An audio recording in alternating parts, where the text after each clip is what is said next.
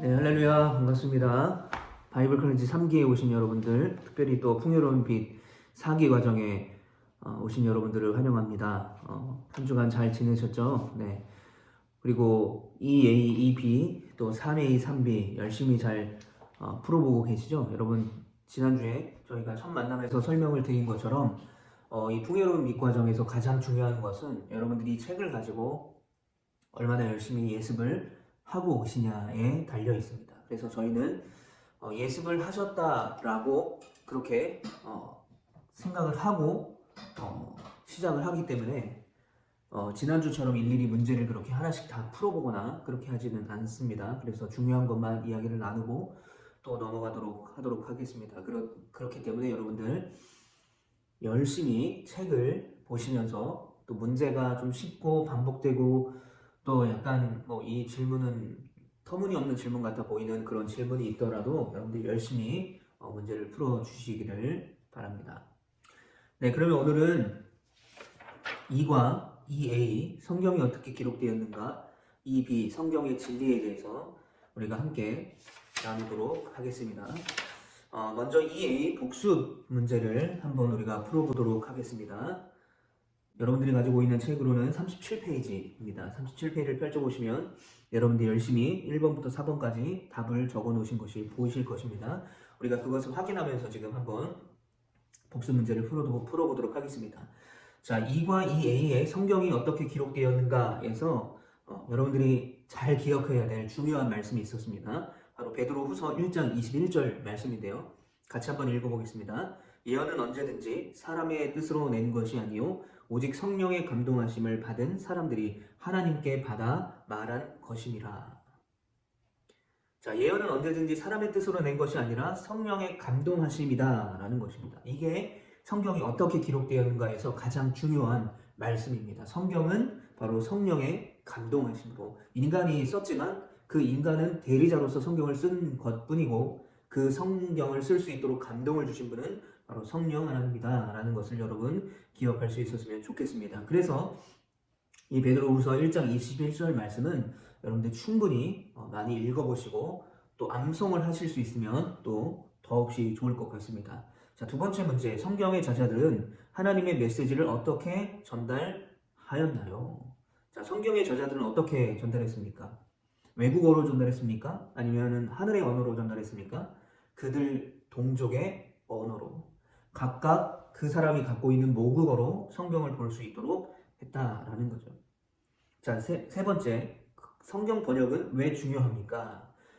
성경의 저자들이 하나님의 메시지를 그 동족의 언어로 써서 전달을 했던 것처럼 성경 번역이 중요한 이유는 그 성경을 각 나라의 그 사람들이 읽을 수 있는 그 나라 말로 번역을 해야 읽을 수 있기 때문이죠. 결국 성경 번역이 중요한 이유는 모든 사람들이 자신들의 언어로 성경을 읽고 그 성경을 이해할 수 있도록 하기 위해서 성경 번역이 굉장히 중요한 것입니다. 자, 그럼 4번 문제로 넘어가겠습니다. 자, 성경에는 몇 권의 책이 있습니까? 총 66권. 네. 39, 27 기억하시면 됩니다. 구약은 39권, 또 신약은 27권, 39, 27 이렇게 외우면 됩니다. 제가 예전에 한 7, 8년 전보다 더 됐는데 한 10년 가까이 됐나 싶어요. 고등부 회장이 있었는데 그냥 당연히 알 것 같아서 제가 성경이 모두 몇 권인가 라고 질문을 했는데 못 맞추더라고요. 네, 굉장히 그때 제가 충격을 받았는데 여러분 39, 27로 외우면 된다라고 제가 그때 그 친구에게 설명을 해줬습니다. 자, 성경을 기록한 사람은 40여 명 정도 된다고 합니다. 정확하게는 말 수 없지만 40여 명입니다. 자, 구약 성경은 그 당시에 많은 사람들이 사용했던 언어였던 히브리어로 쓰여졌습니다. 그리고 그 나라 말은 어디 나라 말이냐면 유대 민족의 말이었죠. 자, 신약 성경은 그렇다면 어느 언어로 성경이 기록되었나? 헬라어로 기록되었습니다. 왜 헬라어로 기록되었냐? 그 당시 많은 사람들의 이 영어처럼 사용할 수 있는 공용어가 바로 헬라어였기 때문입니다. 마지막 4번의 F 보시면 그리스도의 메시지를 전파하기에 왜 이 언어가 적합한 것이었을까요? 자, 많은 사람들이 그 당시에 쓰고 있었던 국제 공용어였기 때문입니다. 그러니까 한 사람이라도 더 그 성경을 이해할 수 있도록 구약은 히브리어, 신약은 헬라어로 쓰여졌다라는 것입니다. 자, 우리가 이 A 복습 문제는 이렇게 한번 풀어보고요. 이제 이 A 성경이 어떻게 기록되었는가 라는 우리가 문제를 풀어보고 또 이렇게 복습 문제를 풀어봤지만 또 그것에 관해서 함께 우리가 한번 더 말씀을 나눠보도록 하겠습니다. 자, 먼저 베드로후서 1장 21절 말씀 우리가 한 번 더 읽어보겠습니다. 여러분들이 있는 자리에서 큰 목소리를 한번 읽어주시면 되겠습니다. 예언은 언제든지 사람의 뜻으로 낸 것이 아니요 오직 성령의 감동하심을 받은 사람들이 하나님께 받아 말한 것임이라. 자, 우리가 이제 이 A 문제를 풀어볼 때 모슬렘들이 사용하는 코란에 관해서 이야기가 좀 나왔습니다. 자, 여러분 그렇다면 이 그리스도인들과 무슬림들이 사용하는 이 책, 성경과 코란이 기록될 때 하나님께서는 그의 말씀을 계시한 방법에 관해서 이 코란과 성경이 무엇이 다르다, 어떻게 다르다라고 말하고 있습니까? 우리가 책에 보게 되면 책 2의 6번과 11번의 문제에 나와 있는데요. 30페이지를 펼쳐보시면 30페이지에 보시면 2A 6번에 문제에 보시면 우리는 성경을 하나님의 말씀으로 믿습니다. 왜냐하면 하나님께서 그들이 기록해야 될 모든 생각을 저자의 마음속에 넣어주셨기 때문입니다. 또 11번의 문제를 한번 보시면 자, 이게 바로 성경과 코란의 차이점이라는 거죠. 무슬림들은 아랍어가 하늘의 언어이기 때문에 코란은 처음 하늘에서 기록되었고 아랍어로 이 땅에 전해졌고 그래서 오늘날에도 아랍어로만 이 코란이 사용이 돼야 된다라고 믿고 있습니다. 지금도 그렇게 믿고 있어요. 그러나 그리스도인들은 하나님께서 보통 사람들이 이해할 수 있는 매일의 언어로 말씀하셨다라고 믿습니다. 자, 오늘 우리가 공부했던 이 예의, 성경이 어떻게 기록되었는가 해서 이 모슬렘이 읽고 있는 코란과 또 성경의 다른 점에서 분명히 말하고 있는데 뭐냐면 성경도 마찬가지고 코란도 마찬가지고 바로 하나님의 말씀으로 성령의 감동하심으로 기록되었다라는 것은 맞지만 그 성경이 어떤 언어로 번역이 되었는가라는 것이 차이점이 있다라는 거죠. 아까도 말씀드렸지만 이 코란은 유일하게 하나님의 뜻을 보여주기 때문에 그 말씀에 순종해야 된다라고 강조를 하고 있고요. 아랍어로만 쓰여져 있습니다. 그래서 만약에 아랍어를 모르는 언어를 가지고 있는 사람들이 무슬림을 믿을 경우에는 그냥 모르고 믿는 거예요. 그냥 모르고 믿는 겁니다. 그리고 또 그 뜻이 무엇인지를 잘 몰라도 코란을 읽기만 해도 알라가 좋아한다라고 이들은 그렇게 가르친다고 합니다. 그래서 코란은 아랍어로만 이루어져 있기 때문에 읽을 수 있는 사람이 한정되어 있다라는 거죠. 그러나 성경은 하나님이 많은 나라의 언어로 번역을 해 주셨기 때문에 기독교인들에게서 이 성경을 읽는다라는 것은 하나님과 교제할 수 있고 하나님과 사귀게 된다는 것을 의미하고 있는 것이죠. 그러니까 성경을 읽어보면 우리가 하나님이 어떤 분인지 깨닫게 되는 것이고 우리의 나라 말로 내 나라 말 모국어로 그 하나님이 어떤 분인지 충분히 이해를 하게 되고 그 말씀을 통해서 주님을 만나고 사귈 수 있게 된다라는 거죠. 그러나 코란은 아랍어로만 되어 있기 때문에 굉장히 제한적이다라는 것입니다. 그리고 또 제한적이고 또 폐쇄적이다라는 것을 우리가 알 수 있고요. 읽기만 해도 뜻을 알지 못하고 읽기만 해도 된다라는 그런 생각을 가지고 있다라는 것입니다. 또한 우리가 이제 이 무슬림 지역에 보면 여성들이 굉장히 어렵게 살아가는 것을 보게 되죠. 여성들의 인권이 굉장히 땅에 떨어져 있는 것을 보게 되는데 특별히 쿠란에 보게 되면 남자들이 우월하고 또 여자들은 열등하다라고 아예 그렇게 쿠란에서 계속해서 이야기를 하고 있다고 합니다. 그렇기 때문에 이들은 이 쿠란에 쓰여져 있는 대로 그것이 유일한 알라의 뜻이라고 믿기 때문에 그 여자들을 그렇게 열등하게 여기는 거죠. 그래서 여러분들 뉴스에 이렇게 보게 되면 어떤 남자와 결혼을 하기로 돼 있었는데 그 남자와 결혼하지 않고 다른 남자와 만났다는 이유로 아버지와 오빠가 자기 딸과 여동생을 때려 죽이는 일들이 심심치 않게 일어나게 되는 거죠. 그게 왜 그럽니까? 남성이 우월하고 심판을 할 수 있다라는 그런 쿠란의 가르침이 있기 때문이죠. 그러니까 굉장히 쿠란은 어떻게 보면 제한적이고 폐쇄적이고 또 이 성경과는 다르게 굉장히 그 상명하복이 있어야 되는 그런 구조로 되어 있지만 성경은 물론 하나님 말씀 우리가 지키고 순종해야 되는 것은 맞지만 그것은 하나님과의 인격적인 만남을 통해서 우리가 그 하나님이 어떤 분인지를 깨닫고 그분을 내가 개인적으로 체험하면서 그 말씀을 통해서 우리가 순종해 나가는 거지 아무런 이유 없이 아무런 맥락 없이 그냥 믿고 순종할 것을 요구하지 않는다라는 것입니다. 자, 그리고 엄격한 모슬렘들은 코란이 아랍어로만 쓰여져 있기 때문에 다른 말로 번역돼서는 안 된다라고 말을 할 정도라고 합니다. 그런데 성경은 거의 2000여 개의 언어로 번역이 돼 있다는 거죠. 그렇기 때문에 왜 성경 번역이 중요한가? 왜 성경 번역이 중요하냐? 그 각 사람이 그들의 모국어로 성경을 읽을 수 있고요. 모국어로 읽을 수 있다는 것은 모든 나라의 민족에게 하나뿐인 하나님, 유일하신 하나님이지만 그 유일하신 하나님을 하나님 한 분이시지만 한 나라의 언어가 아닌 자신이 가지고 있는 모국어로 그 하나님과 대화할 수 있고 교제할 수 있다는 은혜가 있는 거죠. 그게 은혜다라는 것입니다. 그래서 하나님은 한 분이고 유일하신 한 분이시지만 그걸 믿는 모든 민족은 다양한 민족들이 있는 것이고 다양한 언어를 사용하는 민족이 있는데 그들과 하나님은 대화하고 싶어 하신다라는 거죠.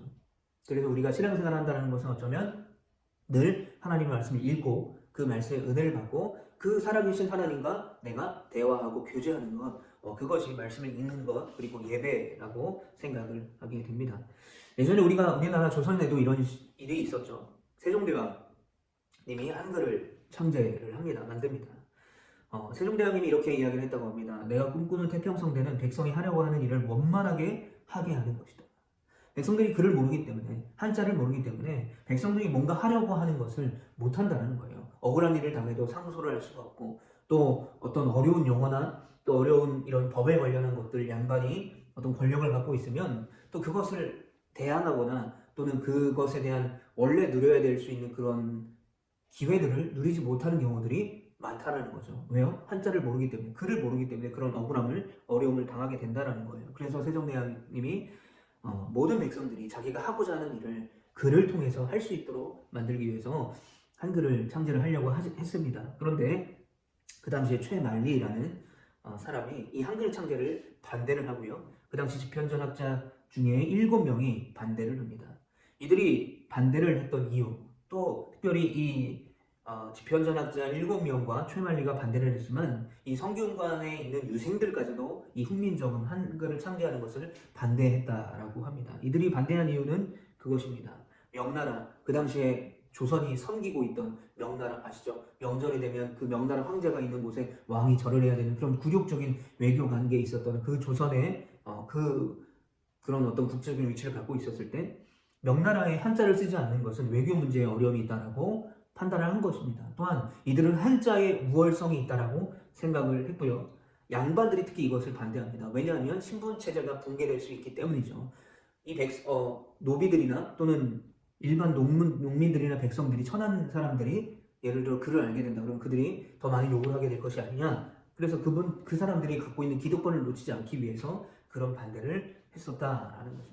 여러분 종교개혁이 일어난 유럽에도 마찬가지입니다. 성경이 라틴어로만 쓰여져 있기 때문에 라틴어를 읽을 수 있는 고위 관리직들이나 또는 지주들이나 또 귀족들이나 읽을 수 있었지 일반 농민들, 평민들은 라틴어로 된 성경을 읽을 수가 없었습니다. 읽을 수도 없었고요. 성경이 무슨 뜻인지도 몰랐던 거죠. 그런데 마틴 루터가 그 성경을 독일어 성경으로 번역을 하게 됩니다. 그래서 독일에 있는 모든 사람들이 성경을 읽고 사자의 말이 아니라 이제는 하나님 말씀을 있는 그대로 믿게 되면서 부패된 이 기독교가 회복되어지고 또 부패된 이 천주교가 다시 한번 부흥의 일들을 겪게 되고 그러면서 거기에 대항한 프로테스탄트라는 개신교가 등장을 하게 되는 거죠.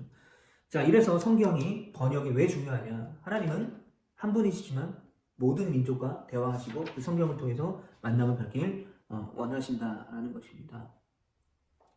자, 그래서 여러분 오늘 이 성경이 어떻게 기록되었는가라는 것에 대해서는 이 정도로 하고 이야기를 오늘 나눔을 좀 마치도록 하고요.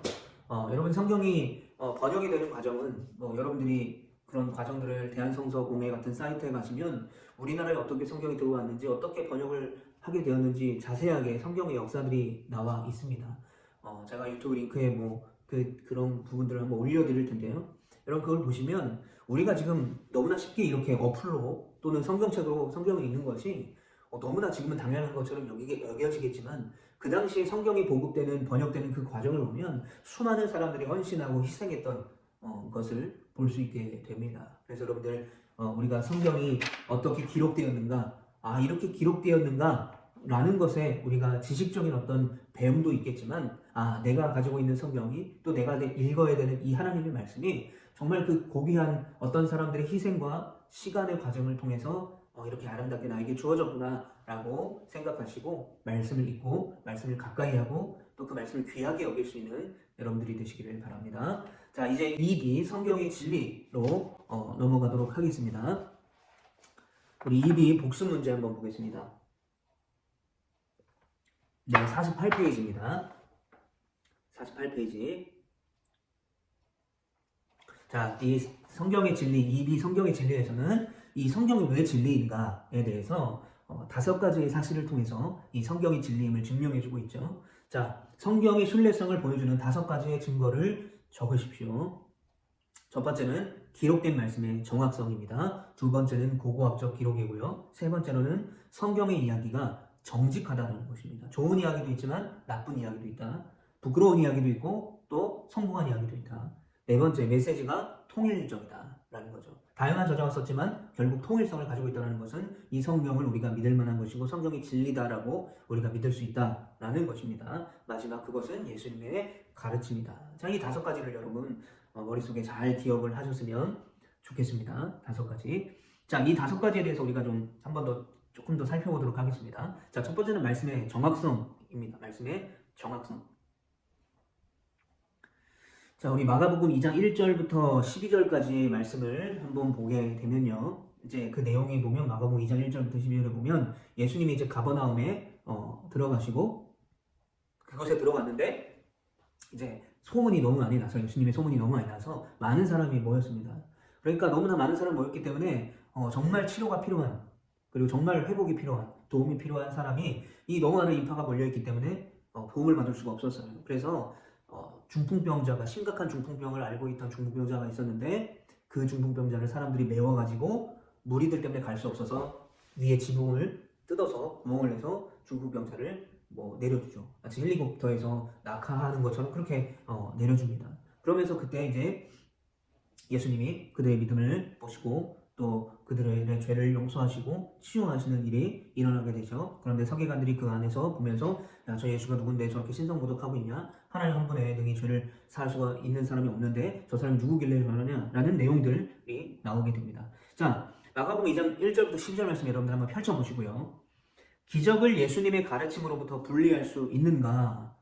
자, 예수님의 사역은 가르치고 천국 복음을 전파하고 모든 병과 악한 것을 고치신다라는 거예요. 즉, 병 고치는 사역과 귀신을 쫓고 가르치는 사역은 분리할 수가 없는 사역이었죠. 늘 함께 예수님이 하시는 사역이었습니다. 그런데 특별히 마가복음 2장 1절과 12절을 보면 우리가 이 지금 장면이 우리 머릿속에 성경을 읽으면 머릿속에 떠오른 만큼 자세하게 보이도록 묘사가 되어 있죠. 현장에 마치 내가 있는 것처럼 자세하게 표현이 되어 있는데 이 이야기가 이 사복음서에서 3가지 복음서에 똑같이 쓰여져 있다는 거예요. 어떤 사람들은 성경을 어떤 사람이 신화로 손으로 쓴 것이다 라고 이야기를 하지만 어떤 사람이 신화처럼 그것을 구전돼서 적었든 또는 자신의 생각을 추가해서 적었든 그렇게 했다면 이 3 복음서에 동일하게 나오는 이 이야기가 다 달라야 되지만 통일성을 가지고 있다, 똑같다라는 거죠. 그런 의미에서 성경이 정확하다라고 우리가 말을 할 수 있다는 거죠.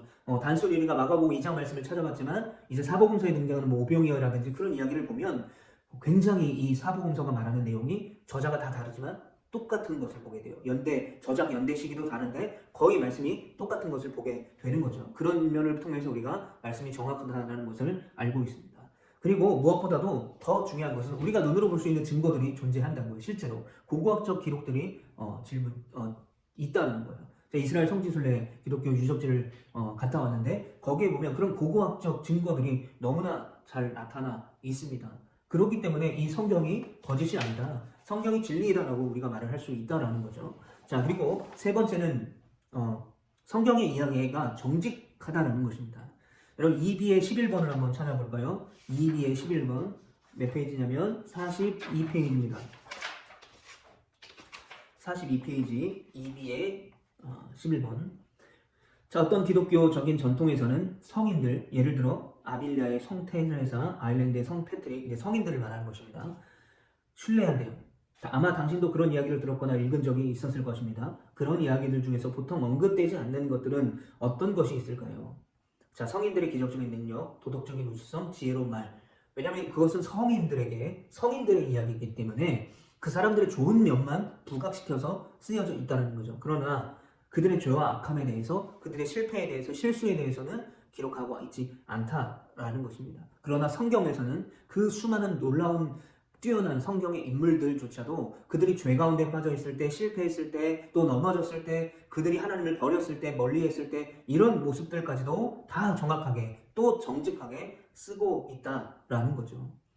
모세가 하나님을 거역했던 것들, 또 다윗이 간음죄를 지었던 것들, 베드로가 예수님을 3번 부인했던 것들, 바울이 교회를 핍박했던 과거가 있었다는 것. 그러니까 성경 인물의 죄, 악한 그들의 본성까지도 여실히 성경에서는 기록하고 있다는 거죠. 만약에 이 성경이 어떤 한 사람의 신화를 쓰고 있다, 또 어떤 사람이 좋은 이야기를 쓰고 있다고 한다면 그런 이야기까지 쓸 필요가 없었겠죠. 뭐 예를 들어 본다면 북한의 김일성을 찬양하는 그런 내용들을 보게 되면 좋은 말밖에 없습니다. 나쁜 말이 하나도 없습니다. 그리고 좋은 말에 보면 허황된 말들이 뭐 나뭇잎을 타고 뭐 두만강을 뭐 건넜다라는 말도 안 되는 이야기들이 나오는 것을 보게 됩니다. 그러나 결국 어떻게 됩니까? 김일성도 김정일도 다 죽었죠. 김정은도 죽었습니다. 그렇죠. 이만희 자기가 메시아다라고 말하죠. 자기 어떤 실패, 연약함, 죄 이런 것들은 말하지 않죠. 그들이 우상화가 되는 것입니다. 신격화가 되는 거예요. 그러나 성경에서는 정확하게 성경 인물들의 죄까지도 실패까지도 쓰고 있다. 그래서 성경은 정직하다라는 것입니다.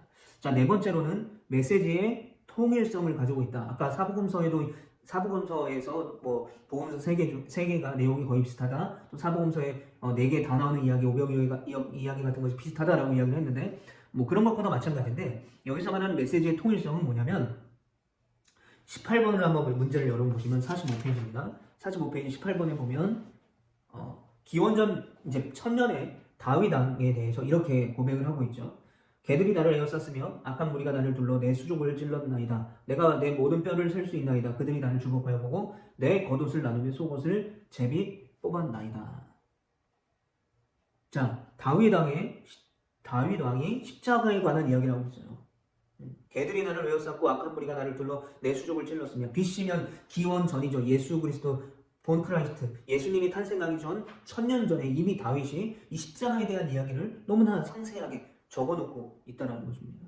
다윗은 예수님의 십자가 촬영을 이렇게 자세히 기록하고 있다는 것을 몰랐을 것입니다. 왜냐하면 다윗 때는 십자가 촬영의 방법이 없었기 때문이죠. 이건 로마 근동에 그 십자가 촬영의 방법이 있었다는 거죠. 그런데 이 예언이 1000년 후에 아주 자세하게 그대로 이루어졌다라는 거죠. 그렇기 때문에 이 성경이 성령의 감동하심으로 쓰여졌기 때문에 수백 년의 시간이 지났다 할지라도 이 말씀의 예언이 이루어진다. 그래서 이 말씀의 통일성을 갖고 있다라는 것을 우리가 알 수 있다라는 거죠. 자, 마지막으로 이 성경이 진리인 이유는 그리스도의 가르침이기 때문입니다. 예수님께서 성경에 대해서 가르친 3가지가 뭘까요?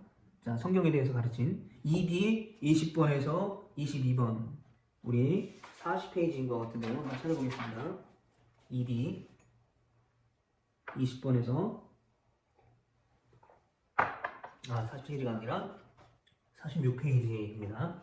20번에서 22번에 보면 이제 증거 5번째, 예수님의 가르침이다. 3가지 뭘까요? 첫 번째는 하나님의 말씀, 두 번째는 성경은 누구도 바꾸지 못합니다. 마지막 3번째로는 예언을 성취한다라는 것입니다. 예수님께서 이 성경에서 직접 가르쳐 주셨다는 거예요. 이 성경에 대해서 예수님이 직접 언급하셨다는 거예요. 예수님의 공생의 기간 동안에 이 성경에 대해서 말씀하셨는데 이것은 하나님의 말씀이다. 그리고 이 성경은 누구도 바꿀 수 없다. 그리고 이 성경은 곧 예언, 그 성경의 말씀이 이루어질 것이다 라고 주님이 말씀을 하셨습니다. 자, 그래서 우리가 이 입이 성경의 진리의 파트를 통해서 우리가 이 성경의 진리 왜 진리인지를 우리가 5가지를 이유로 우리가 배울 수 있었습니다. 자, 그 5가지 뭘까요? 첫 번째로는 기록된 말씀의 정확성. 두 번째는 성지의 순례 가면 볼 수 있는 고고학적 기록. 뭐 성지 순례를 굳이 안 가더라도 뭐 인천의 미추홀구에 있는 국제 성서 박물관 같은 데 가봐도 다 그런 자료들이 있습니다. 뭐 어플로도 여러분 국제 성서 박물관, 국제 성서 박물관이라고 제가 뭐 링크 하나 올려드릴 텐데요. 그 어플로 들어가셔도 어플로 구경을 하실 수도 있어요. 제가 예전에 한번 실제로 가봤는데. 그리고 세 번째는 성경 이야기가 정직하다는 거예요. 네 번째로는 메시지가 통일성을 가지고 있다. 그리고 5번째, 예수님의 가르침이다라는 것입니다. 네, 그리고 복수 문제 2번과 3번 있습니다. 수백 년 후에 아주 자세하게 이루어진 구약의 예언들에 대해서 어떤 설명을 할 수 있겠습니까? 구약의 예언들이 시간이 많이 흐른 후에 이루어졌다는 것. 바로 이것이 성경이 하나님의 영광을 받은 말씀이다. 곧 예언이 성취된다라고 가르쳐주신 예수님이 가르침대로 그대로 이루어진다는 것을 우리가 알 수 있습니다. 자, 마지막 3번째, 예수님은 성경에 대해 아래와 같이 가르쳤습니다. 자, 요거는 여러분들이 대답을 해보시면 되겠습니다.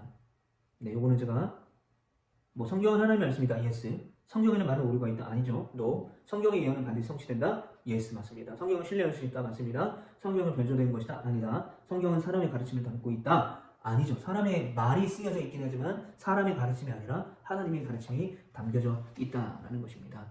자, 여러분, 그래서 우리가 EAEB, 성경이 어떻게 기록되었는가, 그리고 성경이 왜 진리인가에 대해서 오늘 함께 우리가 이렇게 영상으로 나눠봤습니다. 여러분, 다시 한번 강조하지만 이번 주 내일 3A, 3B를 할 예정인데 3A, 3B까지 여러분들 열심히 문제를 풀어오셔야 됩니다. 그래서 문제를 풀어오셔야 이렇게 복수 문제를 풀고 그거에 관련한 중요한 요점들만 나눌 때에 여러분들이 그거 기억날 거예요.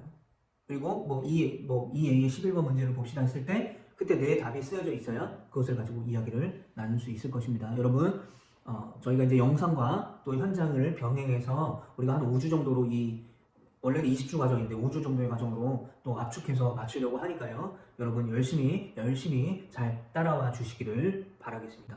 자, 그래서 우리가 EAEB 이렇게 함께 우리가 공부를 해봤습니다.